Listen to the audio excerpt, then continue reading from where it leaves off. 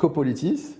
Nous sommes très heureux aujourd'hui de recevoir un grand ingénieur, un brillant ingénieur du MIT, qui a fait partie de la Dream Team qui était autour de Mziane Belfry, avec Shakib Moussa, avec Abdelhak El-Haoudi, Saïd El-Hadi ou encore Mustafa Terrab. Il a eu une longue vie au service de l'État marocain et il est aussi devenu entrepreneur. Et donc nous allons l'interroger sur sa vie, ses études, puis après sa vie de fonctionnaire au service de l'État marocain et enfin sa vie d'entrepreneur et ce qu'il fait pour les jeunes entrepreneurs. Majid Qaissar El-Ghaïb, bienvenue. Nous sommes très heureux de vous recevoir. Nous sommes très fiers que vous ayez trouvé du temps à nous consacrer pour cet entretien. Et même si les professionnels au Maroc vous connaissent, j'aimerais que pour le grand public, que vous présentiez votre jeunesse, vos études, dans un premier temps. Très bien. Merci déjà pour l'invitation. Je pense que c'est une invitation que je n'aurais pas ratée pour deux raisons. Pour une raison simple, c'est que ça permet aussi de faire une sorte de bilan rétroactif et permettre aussi disons, de partager avec des amis un parcours qui vaut ce qu'il vaut, mais qui, à mon avis, on peut en tirer beaucoup de leçons, non pas pour moi, pour moi-même, mais beaucoup plus pour d'autres, voir un petit peu comment le Maroc peut avancer, comment on peut mobiliser des forces, et surtout les forces des jeunes. Donc voilà, en quelque sorte, je suis Majid Qaissar El-Ghaïb, je suis de formation ingénieur, j'ai fait mes études du lycée au lycée militaire, qui vous donne peut-être une petite facette de moi-même, qui est une facette de rigueur et je dirais, de combattant. La deuxième, après le lycée, je suis parti en France pour des classes préparatoires. J'ai intégré l'école centrale de Lyon et j'ai fait une première année de doctorat aux Ponts et Chaussées. Et puis, dès que j'ai eu ma bourse pour aller aux États-Unis, je suis parti au MIT où j'ai fait mon doctorat. Donc, j'ai fait un doctorat en génie civil et environnemental et je suis sorti en 89 du MIT. Voilà globalement un petit peu la formation en elle-même. Et je suis rentré au Maroc en 90, après une année aux États-Unis. Où en 90, je devais absolument rentrer parce que mon père était mourant. Et j'étais le seul garçon de la famille, il fallait rentrer pour essayer justement de reprendre les choses en main. Donc je suis rentré en 90 et à partir de 90, j'ai été d'ailleurs approché par l'équipe Mziane Belfry. À l'époque, Mziane Belfry était même secrétaire général du ministère de l'Équipement. Il m'a donné un choix, soit être au ministère, soit être dans le laboratoire, le LP2E à l'époque, soit être dans CID qui était à Rabat. Comme j'avais travaillé aux États-Unis dans la plus grande boîte de consultance en environnement, en énergie durable, etc. à l'époque déjà, et donc de manière naturelle, je me suis retrouvé à CID pour 6 années, de belles années où nous avons travaillé sur les grands chantiers. Donc avant d'évoquer votre parcours professionnel, je veux d'abord rester au niveau des études, quelques minutes. J'aimerais que vous me disiez, par rapport aux années passées en France, prépa puis Centrale Lyon, et aux années passées aux États-Unis, quand vous voulez évaluer le système d'enseignement européen par rapport au système d'enseignement américain, qu'est-ce que vous pourriez nous dire? Beaucoup de choses. Beaucoup de choses. La première, et ça a été mon dada depuis que je suis rentré, parce que c'est les premières impressions que l'on a. J'ai fait les 3 systèmes. J'ai fait le système marocain déjà, parce que c'est assez caractéristique. J'ai fait le système français, mais également le système américain. Et au fait, pour ne pas tomber dans les stéréotypes, je dirais que tout simplement le système américain est un système complètement ouvert. Un système où lorsque vous voulez travailler, on ne regarde pas votre carte forcément de visite. Elle est là, mais on regarde ce que vous pouvez apporter à l'entreprise. Donc au-delà je dirais, des titres que vous auriez, que ce soit MIT ou ailleurs, ce qui est important, c'est surtout qu'est-ce que vous allez apporter à l'entreprise. Et en général, la différence avec la France, c'est qu'en France, on vient avec un diplôme, mais on apprend beaucoup en entreprise. C'est là où vous êtes formé. On prend les bases de votre formation, qui peut être avec des mathématiques, etc. Les classes préparatoires, c'est de la physique et des maths à fond. Mais on ne prend pas ça, on vous forme à l'entreprise. Aux États-Unis, vous devez être opérationnel le jour même. Il n'y a pas de temps d'apprentissage, etc. Et donc les deux écoles sont complètement différentes. En France, on vous apprend beaucoup de choses qui ne vous servent pas. Elles servent peut-être votre façon de réfléchir, mais ne servent pas, d'un point de vue opérationnel, votre travail en entreprise. Aux États-Unis, c'est complètement le contraire.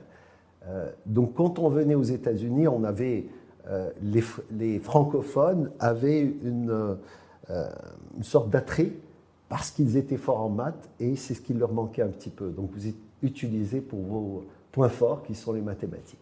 C'est bien, mais en même temps, ce n'est pas vraiment l'objet. L'objet étant de pouvoir participer sur d'autres facettes qui sont vos qualités personnelles, etc.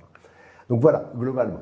Maintenant, si on prend le Maroc, malheureusement, on n'a ni l'un ni l'autre. C'est-à-dire, vous sortez avec un diplôme, on ne vous forme pas, et vous êtes formé sur le tas, et vous avancez avec ça. Donc c'est un peu, je dirais, le troisième système, c'est la débrouille, où chacun... Évidemment, nous avons des entreprises qui vous forment, etc. Mais je veux dire, elles se comptent sur le bout des doigts. Si vous êtes dans une PME, c'est votre débrouille personnelle qui va vous permettre d'avancer.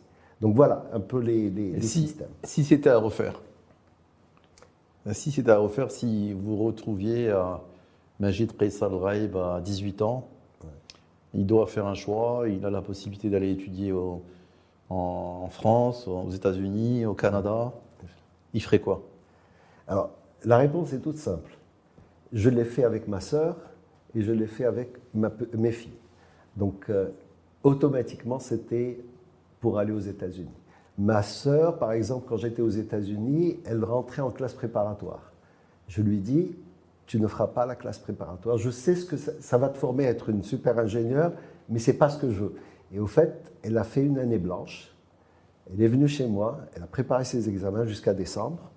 Et en décembre, elle a postulé à pratiquement toutes les universités. Elle a eu MIT, elle a eu Yale. Et je lui dis, va à Yale parce que c'est plus ouvert. MIT, c'est trop d'engineering, donc va. Et donc, c'est ce qu'elle a fait. Formidable. La deuxième, c'est ma fille, même chose, mes deux filles d'ailleurs, directement aux États-Unis. Formidable. Alors maintenant qu'on a évoqué votre parcours académique, maintenant, ce qui m'intéresse, c'est, vous avez choisi le Maroc, vous auriez pu faire carrière aux États-Unis, vous avez choisi de venir au Maroc comme beaucoup de gens qui ont cru dans ce pays. Ils se sont dit, voilà, on va développer notre pays, on va porter nos compétences, on a étudié. Et maintenant, ce qui m'intéresse, c'est les grandes étapes de votre parcours professionnel public. D'accord. J'aimerais que vous nous évoquiez les principales étapes et les personnalités que vous avez rencontrées qui ont influé un petit peu sur votre carrière, comme Simziane. Et une fois que vous aurez fait ça, c'est quel regard vous portez sur cette expérience publique? D'accord. Voilà. D'accord. Ben, premièrement, je suis rentré à un moment où je suis rentré en 90. Sa Majesté Hassan II était toujours en vie. C'était sa dernière, je dirais, décennie, de 90 à 99. Et c'était un moment très important pour le Maroc, parce qu'on assurait cette transition, à la fois politique, mais également une transition vers justement la formation de décideurs qui vont accompagner le futur du Maroc. L'idée, c'était ça, et accompagner cette transition. C'était à l'époque où on parlait de technocrates. Et donc, c'était très attirant, c'est-à-dire que on voyait la possibilité de participer de manière forte au développement du pays. C'est-à-dire, lorsqu'on rentrait, il y avait cette possibilité de se retrouver quelque part dans un poste de décision. Et ça, c'était important. Ça attirait les gens. Le grand défaut, le point, je dirais, d'achoppement, c'était les problématiques de salaire. Ils n'étaient pas alignés, disons, aux salaires qu'on retrouvait à l'étranger. Mais cette possibilité de se retrouver en tant que décideur changeait la donne. Donc ça, c'était quelque chose d'important. Il s'est avéré que, avec le changement je dirais, disons, cette transition de passage du règne de Feu Hassan II au règne de Mohamed VI, on s'est retrouvé avec un autre gouvernement, un gouvernement plutôt socialiste, et au niveau du Parlement, on parlait beaucoup des salaires. Et parmi les choses, c'était de se retrouver avec des salaires compétitifs et comment garder les gens. Et donc progressivement, je dirais que la fonction publique s'est vidée de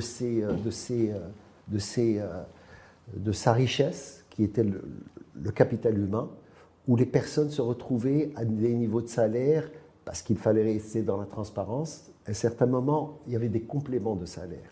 Soyons clairs, c'était le cas. Pour attirer les gens, il fallait donner des compléments de salaire, ce qui se faisait relativement facilement avec les filiales des entreprises publiques. Et donc, on arrivait quand même à attirer les gens. La question qui s'est posée, c'était la transparence. Cette transparence des salaires était un débat, vraiment le débat à l'époque, au niveau du Parlement. Et la question, c'est comment le Maroc pouvait avoir le moyen d'attirer les meilleurs, avec toutes les difficultés financières que pouvait avoir le Maroc. Et donc, c'était vraiment ça.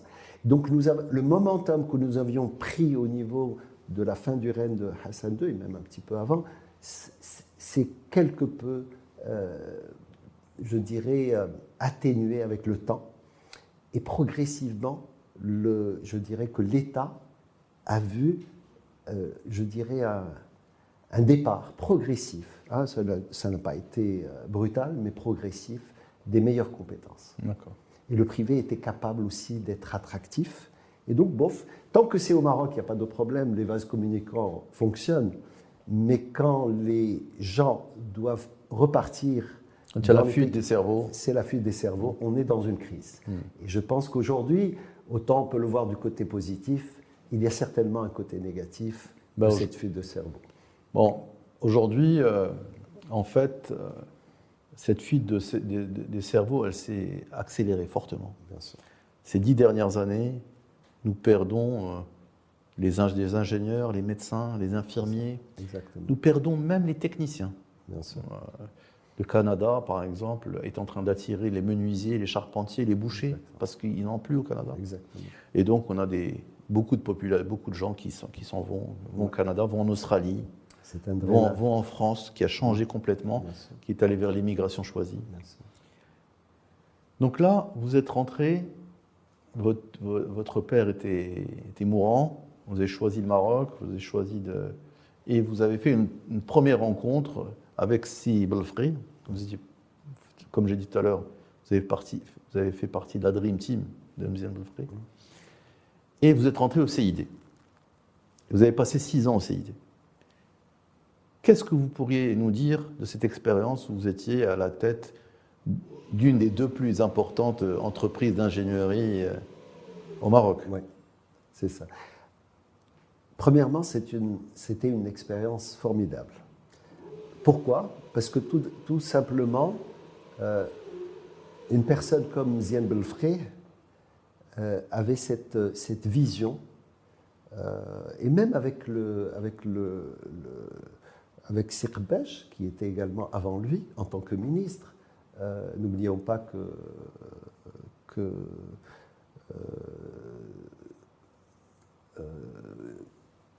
ils étaient ensemble au ministère. Sirkbaj était le ministre et Mziane Belfré était le secrétaire général. Donc, la vision était à ce qu'on construise, et ça c'est une vision noble, à ce qu'on construise des cabinets marocains d'ingénierie. À l'époque, si vous vous rappelez, on ramenait les bureaux de conseil européens, suisses, etc. On les ramenait avec des cachets très très importants.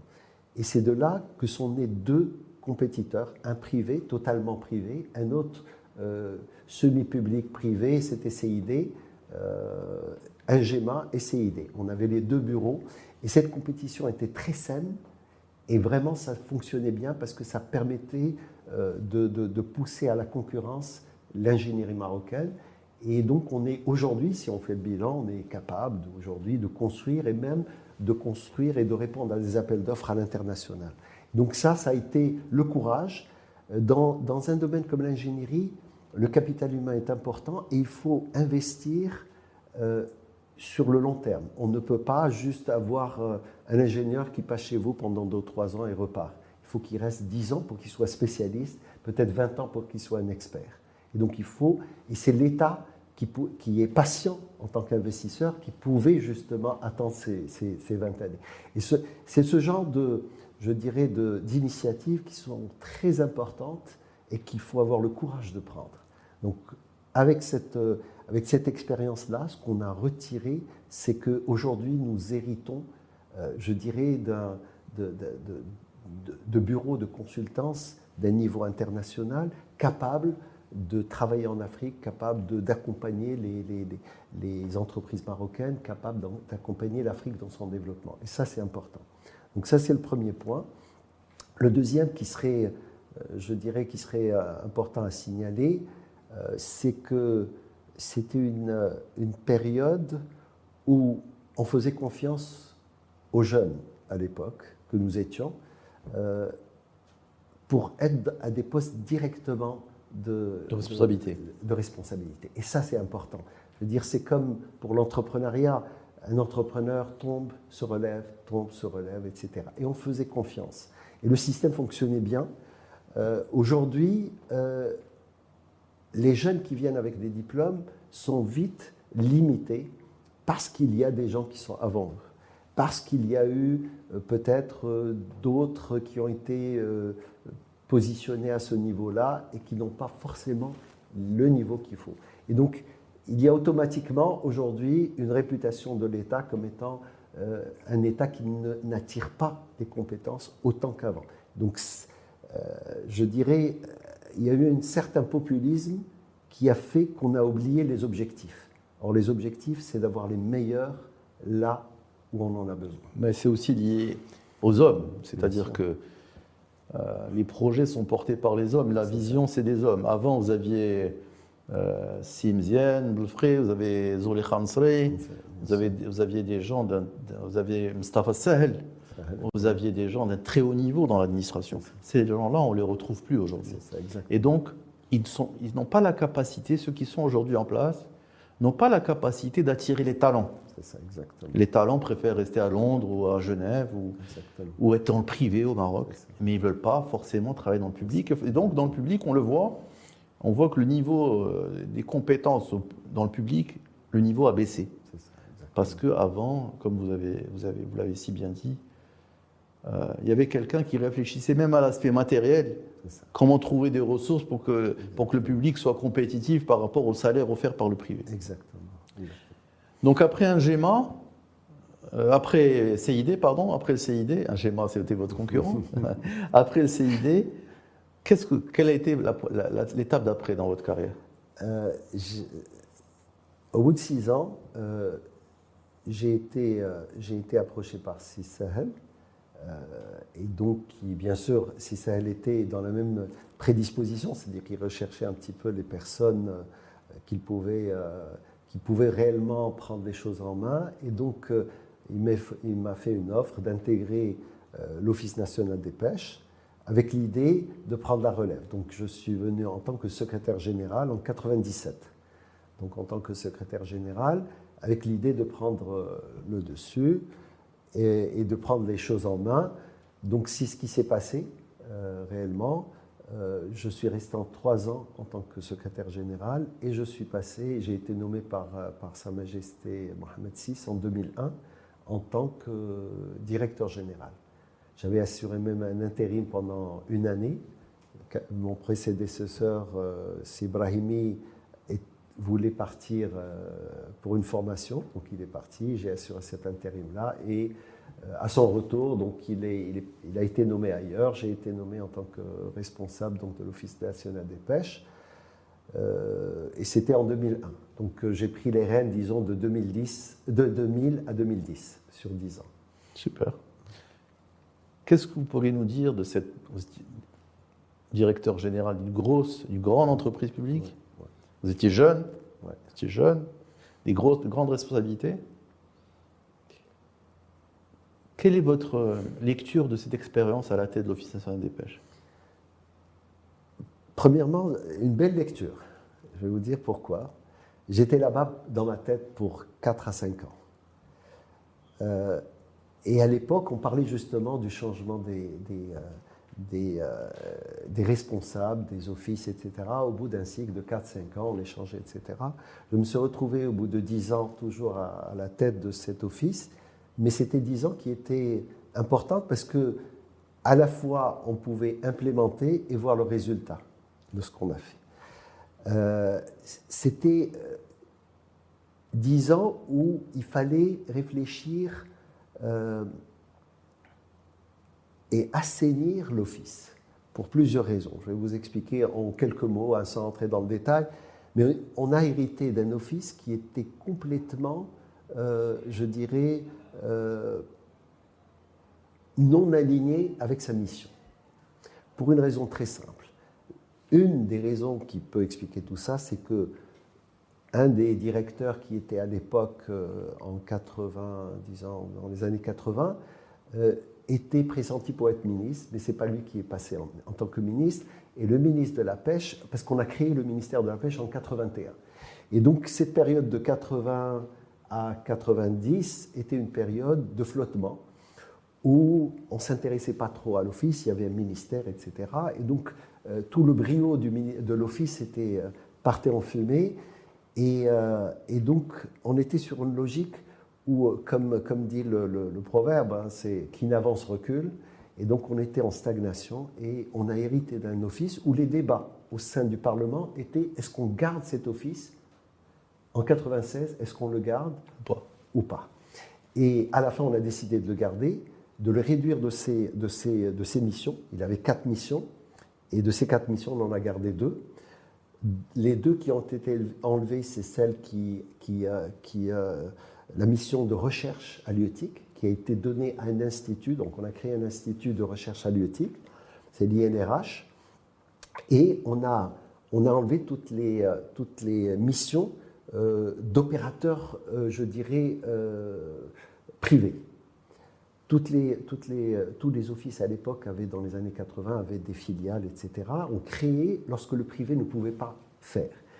Et on a hérité d'une quinzaine de filiales.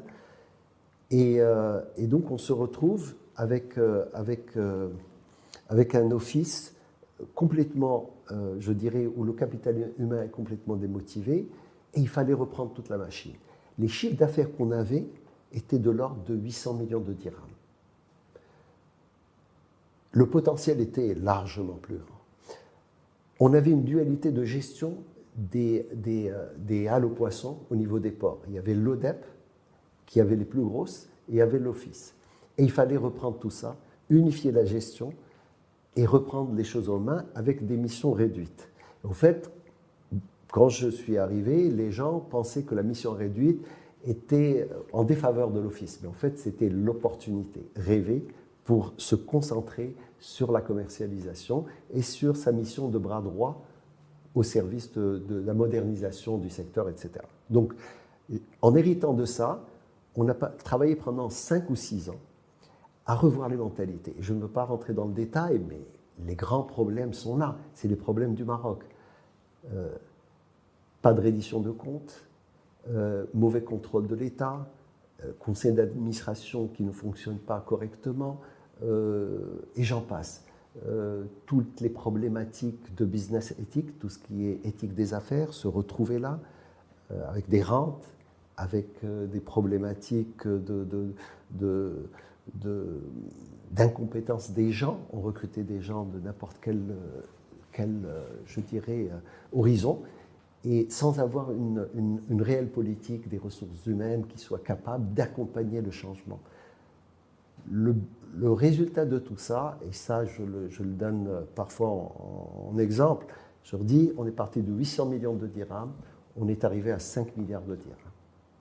5 milliards de dirhams, ça veut dire que c'est pratiquement 14 à 15% annuel pendant 10 ans dans un secteur. Aucun secteur ne peut se targuer d'avoir 14. D'où est-ce qu'on a récupéré tout ça? x6, vous avez fait multiplier le chiffre x6. D'où est-ce que c'est venu? C'est des taux de progression de hedge funds, de fonds spéculatifs. Il n'y a que les fonds spéculatifs qui font 14%. Pas de secteur gouvernemental qui ferait ça. Et encore moins un secteur industriel. Encore moins. Et donc, ces points-là étaient importants parce que on devait faire ce changement sans changer les statuts du personnel. Or, le statut du personnel que nous avions était un statut qui était lié à la fonction publique. Et donc, ça veut dire qu'une personne, un crieur qui gère une criée, peut gérer pratiquement un chiffre d'affaires de 40 millions de dirhams par an. Alors, vous imaginez l'enjeu, alors qu'il touche 4 000 dirhams. Ouais. Donc, l'enjeu est important. Il fallait changer ces éléments-là. Donc, il fallait changer. Donc, à tous ceux qui pensent que changer les problématiques ou résoudre les problématiques marocaines du style corruption, du style éthique des affaires, etc., peut se faire rapidement, non, ça prend du temps. C'est le changement de mindset. On est passé d'une administration publique à une mentalité d'entreprise privée, je parle de la mentalité, au service de sa clientèle. Donc ce virage clientèle était très important et il a donné ses fruits malgré les contraintes des salaires. On est arrivé, donc il fallait mobiliser les gens, il fallait leur donner une raison d'être là. Et je pense qu'avoir réduit l'office à un certain moment où on était 700 personnes, quand on a retiré l'Institut de recherche, on est devenu 400 personnes, mais à la fin, en sortant, on était 700 personnes, donc on est revenu à l'état initial. Ça veut dire qu'on avait la capacité de payer ça. On est passé d'un chiffre d'affaires de 800 millions à 5 milliards. On est passé d'une capacité d'investir de 100 millions par an, c'est-à-dire les plans quinquennals que j'avais trouvés avant moi, c'était 500 millions de dirhams sur 5 ans, à pratiquement 3,4 milliards sur 4 ans. Ça veut dire 800 millions. On est passé de 100 millions d'investissements par an à 800 millions de... 100 millions de capacité d'investissement à 800 millions de capacité, parce que l'Office national des pêches a pu générer ces ressources. D'ailleurs, tout le monde, il y a eu unanimité concernant votre gestion de l'Office national des pêches. Je ne vous dis pas ça parce que je ne suis pas un homme qui jette des fleurs aux gens. Hein. C'est pas la politique de la maison, tout le monde me connaît. Moi, je dis la réalité. Les gens sont unanimes là, par rapport à votre gestion de l'Office national des pêches. Est-ce que vous êtes sorti aigri de cette expérience ou pas? Non. Non. Non, je suis un optimiste. Ok. Je suis un optimiste. J'ai fait ce que j'avais à faire. Au bout de 5 ans, je voulais partir parce que le secteur est très difficile. Ouais. On a géré des projets, soit dans les provinces du Sud, soit à Casablanca. Quand on a hérité par exemple de la halle de Casablanca, il fallait assainir Casablanca. Et il fallait travailler. Or, il y avait beaucoup d'enjeux. Il fallait sortir une partie de la production qui se vendait, c'est ce qu'on appelle la deuxième vente. Ils venaient de l'Aïoun, d'Agadir, etc., vendre au niveau des quais du port. Il fallait les sortir parce qu'il y avait de la pollution, parce que c'était mal géré, etc. Comme tous les marchés de gros, il fallait un marché de gros à l'extérieur. On a réussi à faire ce virage-là. C'est-à-dire, on a récupéré la halle. Au bout de 2 ans de négociations avec Yousfi, qui était un homme extraordinaire, Yousfi était un homme d'État, donc a vu que ce n'était pas une bataille entre 2 ministères, C'était une bataille pour le Maroc. Donc il a donné son accord pour le transfert, alors que mes prédécesseurs avaient négocié pendant 27 ans. Au bout de 2 ans, on a réussi à avoir les halles, donc gestion unifiée, on est passé à autre chose et on est passé au marché de gros. Aujourd'hui, j'avais lancé sur les 3,4 milliards un financement de ces marchés de gros à travers ce qu'on appelle le MCC, le Millennium Challenge Corporation, donc des États-Unis, où il y avait pratiquement 700 millions de dollars de dons au Maroc. Le secteur des pêches a hérité de 120 millions, alors qu'on avait zéro. On n'était même pas dans la... Et à l'époque, Jeto était le Premier ministre. Il m'a dit, tu t'occupes de ce dossier-là. On a négocié pendant 2 ans. On avait zéro pour la pêche. On est arrivé à 120 millions de dollars au niveau. Donc, c'est des expériences extraordinaires, magnifiques. Et je retiens que le meilleur. Et vous avez rencontré aussi des personnalités extraordinaires. Si vous avez cité Abdelrahman Yousfi, Jeto, Simziane Belfri, Mustafa Sahel. C'était une équipe de choc. C'est des gens d'un très haut niveau. Alors, la dernière partie de l'émission, elle va être consacrée à votre vie d'entrepreneur. Ce que vous avez fait après l'Office national des pêches. Et également ce que vous faites au profit des jeunes entrepreneurs, parce que vous êtes quelqu'un, et là c'est votre côté américain. Vous avez décidé de rendre un peu à ce pays ce qu'il vous a donné, et vous avez décidé d'aider les jeunes à devenir entrepreneurs et à acquérir une mentalité d'entrepreneur. Exactement. Donc j'aimerais que vous me parliez de votre vie d'entrepreneur. Voilà. Alors évidemment, après 10 ans à la tête de l'ONP, pour moi ce qui était naturel, j'avais ce que j'ai découvert en moi, c'est qu'au-delà de ma formation d'ingénieur, j'avais un tempérament d'entrepreneur. Et c'est là où je ne suis pas sorti aigri, c'est que j'ai vraiment appris beaucoup de choses. En négociant avec les États-Unis, avec les Américains, on apprenait énormément. Un des points les plus importants que j'avais en tête, c'était de faire en sorte à ce que ma formation aux États-Unis puisse servir le Maroc et les États-Unis en même temps. Et donc, je cherchais à tout prix à créer ce pont-là. Et ce pont a été créé avec les 120 millions. Bon, pour moi, c'est quelque chose d'extraordinaire. Avoir servi le Maroc en ramenant 120 millions de dirhams pour le secteur de la pêche. De dollars. De dollars, pardon, excusez-moi. de dollars. 120 millions. 1,2 milliard de dirhams. C'est ça, 1,2 milliard. C'était quelque chose d'extraordinaire. Et c'est ce tempérament d'entrepreneur qui est sorti. Et ce qui m'a permis de dire qu'est-ce que je voulais faire de ma vie jusqu'à ma retraite. C'est-à-dire, j'avais 50 ans, de 50 à 60, qu'est-ce que je ferais? Et en fait, j'ai divisé ça en 3. Je me suis dit, je vais être l'entrepreneur que j'ai toujours voulu être et aller chercher et développer de nouvelles idées. Ça, c'est le premier point. Le deuxième, c'est le give back. Comme tu l'as dit, les Américains aiment se positionner sur nos niveaux. Comment rendre à ce pays ce qu'il m'a donné? J'ai hérité de beaucoup de choses. Je suis allé à l'école sans avoir à payer. J'ai eu une bourse pour aller en France. Tout ça est un rêve hein, quand on y pense. Et ça donne des chances à tout le monde. Hein. C'était un Maroc équitable.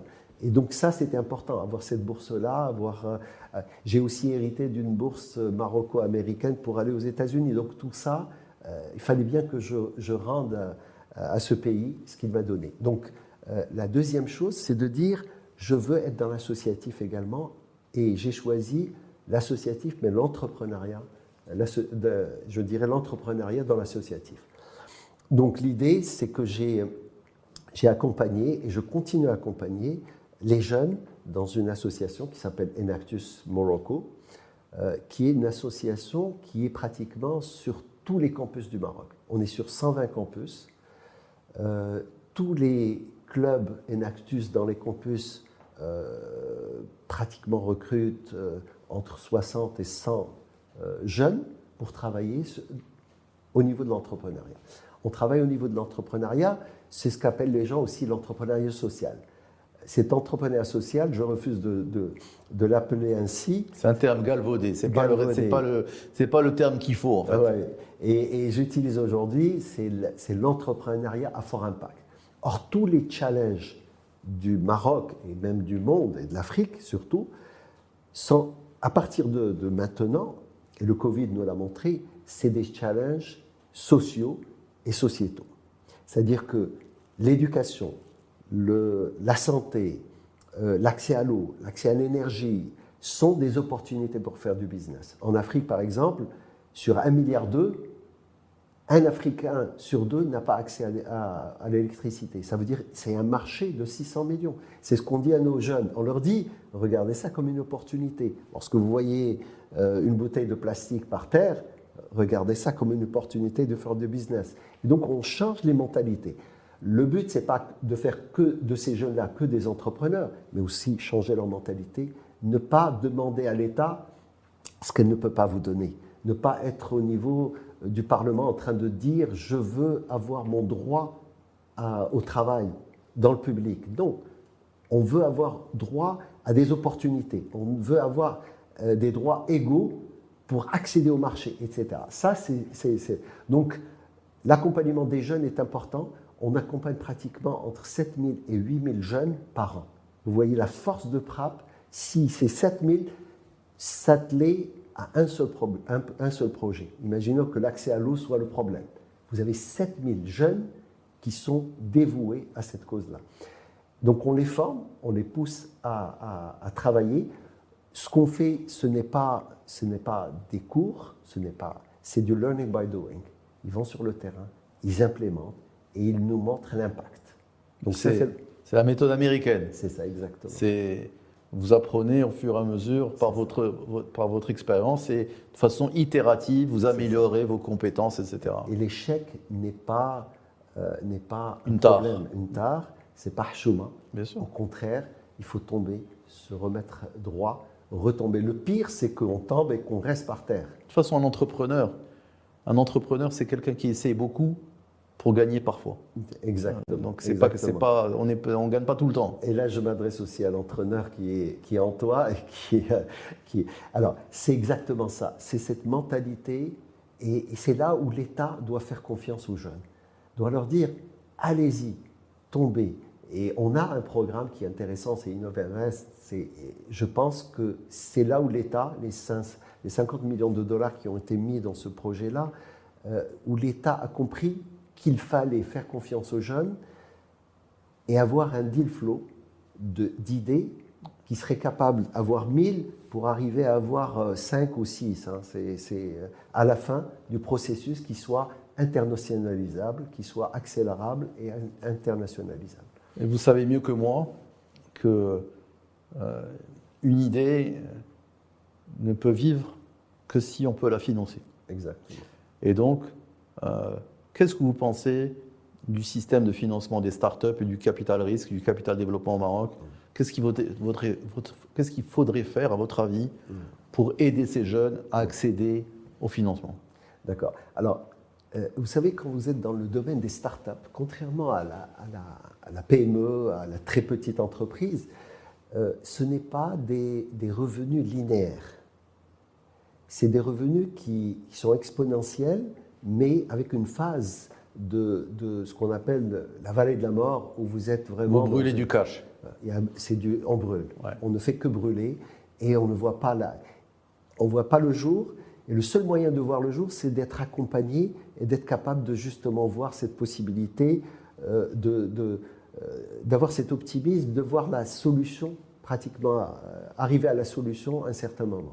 Et donc, aujourd'hui, je dirais il y a eu 2 phases d'accompagnement. La première, c'était l'OCP. L'OCP a été vraiment maître, je dirais,